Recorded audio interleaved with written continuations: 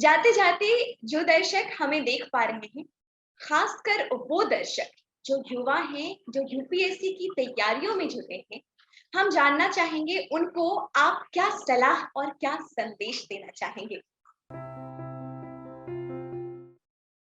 देखिए, पहली बात तो जो यूपीएससी एग्ज़ाम है, उस एग्ज़ाम को हम लोगों को समझना चाहिए कि यूपीएससी का जो पैटर्न है, उसको समझने के लिए हम कुछ क्वेश्चंस बैंक का स्टडी करेंगे कि क्वेश्चंस में किस प्रकार के क्वेश्चंस पहले पूछे गए हैं। और यूपीएससी ऐसा एग्ज़ाम है कि प्रति वर्ष अपना पैटर्न चेंज करता जा रहा है। तो हमें उसके हिसाब से फ्लेक्सिबल होना पड़ेगा, हमें उस हिसाब से एक्कोमोडेट करना पड़ेगा कि किस प्रकार से हम अपनी तैयारी करें। और यूपीएससी की तैयारी करने से पहले ही ये पहला कर्तव्य होना चाहिए स्टूडेंट का कि वो अपना गोल सेट करे कि हमें इस एग्जाम को क्वालिफाई करना है। सबसे पहली चीज होती है गोल सेटिंग।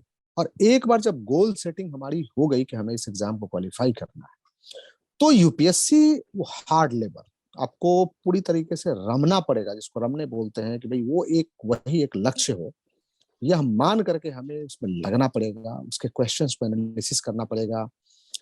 कई सब्जेक्ट्स होते हैं, सब्जेक्ट की एनालिसिस करनी पड़ेगी। एक अब तो सिंगल सब्जेक्ट कर दिया है कि आप एक सब्जेक्ट आपको लेके करना है।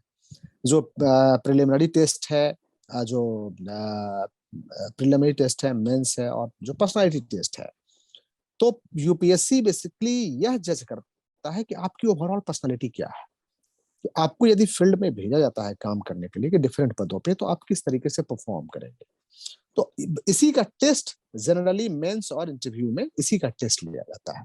जो पीटी है, पीटी में यह देखा जाता है कि जनरल एबिलिटी आपकी क्या है, कि आप जो कंपेटिटिव टेस्ट है उसमें जीएस के क्वेश्चंस हैं, CSAT civil services aptitude test के क्वेश्चंस हैं, तो जनरल एबिलिटी आपकी टेस्ट करता है। लेकिन मेंस और जो पर्सनैलिटी टेस्ट है, वो आपकी ओवरऑल पर्सनैलिटी को और नॉलेज को टेस्ट करता है। मेंस खास करके नॉलेज को भी वो टेस्ट करता है।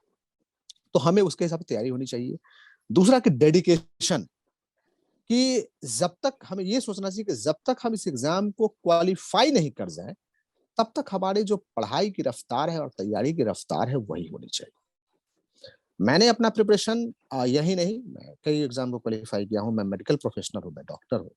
तो चाहे एमबीबीएस हो या एमएस सर्जरी के दौरान हो या उसके बाद भी मेरा इंटरव्यू हो, तो हमने यह मान के तैयारी किया कि यदि कल एग्जाम हो जाएगा तो कल भी हम लिख सकें, इस लेवल का प्रिपरेशन मेरा हो।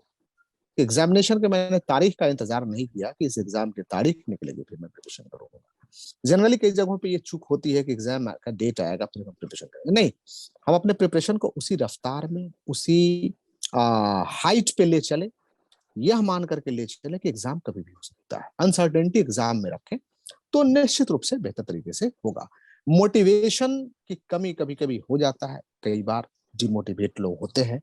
इसीलिए बोला जाता है कि यूपीएससी प्रिपरेशन कर रहे हैं तो कम से कम आपके 2 3 4 दोस्त हों, जिसके साथ बैठ के बातें कर सके आप, और बात ही नहीं बैठ कर डिस्कशन कर सके। क्योंकि इतना वास्ट सिलेबस है कि आप जब तक डिस्कशन बेहतर तरीके से नहीं करेंगे तो खुद से सभी चीजों को पढ़ लेना थोड़ा डिफिकल्ट है। तो एक डिस्कशन इंपॉर्टेंट है और वो दोस्ती आपको मोटिवेट करेंगे। थर्ड है कि जब भी मोटिवेशन की कमी लगे तो मेडिटेशन को मैं सजेस्ट करूंगा कि लोग मेडिटेशन करें, उससे काफी आपको लाभ मिलेगा।